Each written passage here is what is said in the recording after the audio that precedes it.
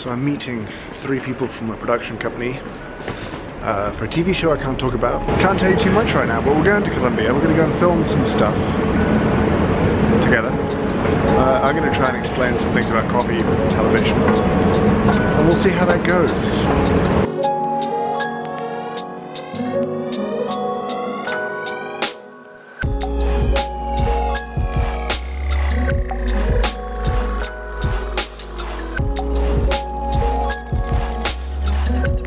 So what am I doing here on a hillside in Huila? We flew into Bogota, spent a kind of weird day there.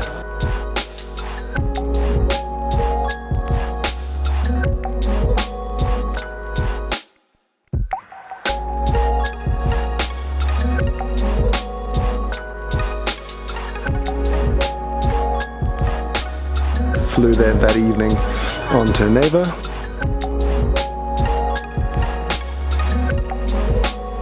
Stayed the night there, and then in the morning drove down to Pitalito, the city near where we're visiting this farm. Little pause to catch the view.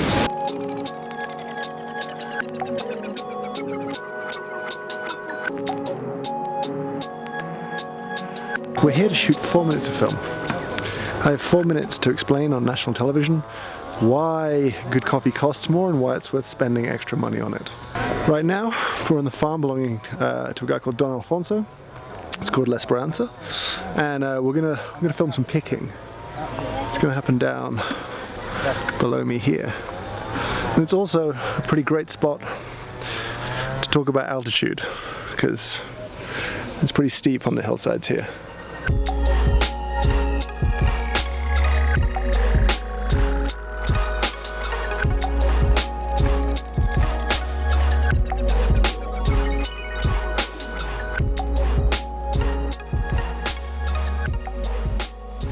So we're going to cover a few different aspects of what happens on this farm, all the way through to him delivering the dry parchment and us cupping the coffee together.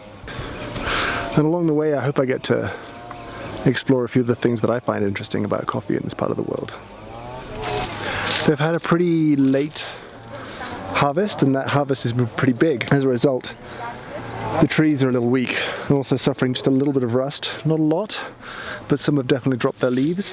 At this point, the pickers are actually on their 4th pass of the farm, of maybe 5. And the next one will probably be just to collect overripes, underripes, to stop them falling to the ground. Because broca, little insects that eat coffee from the inside out, are a bit of a problem. And leaving fruit lying around is a sort of a invitation for broca.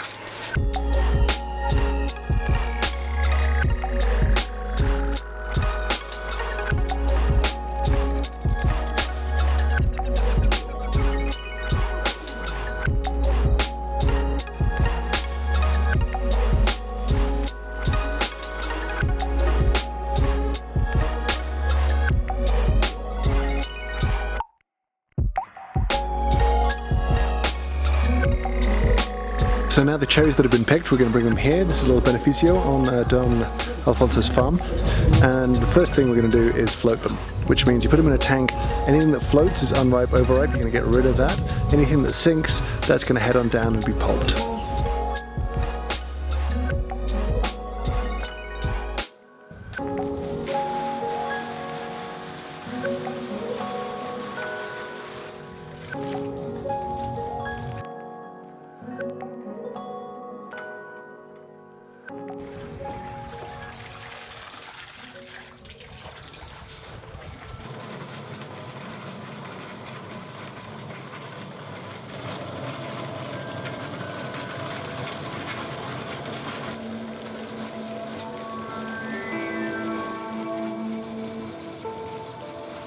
So this is a pretty great example of a small farm doing interesting stuff here.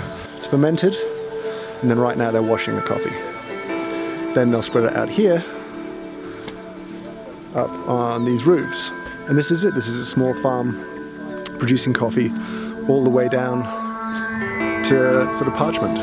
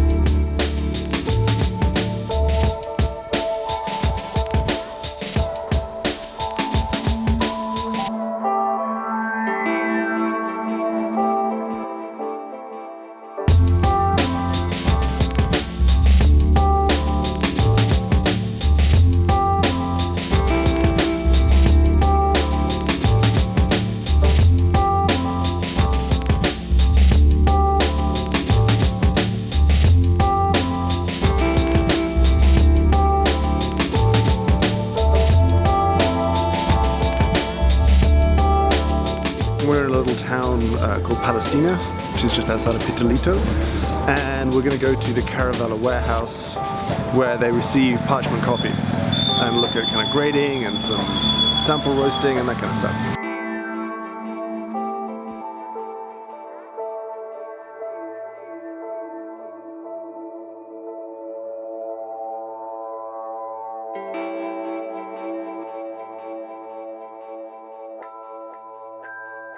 So this is the quality control lab here at Palestina. It's Caravella's offices here. So there's a sample roaster running behind me, and then pretty soon we're going to cup some coffees.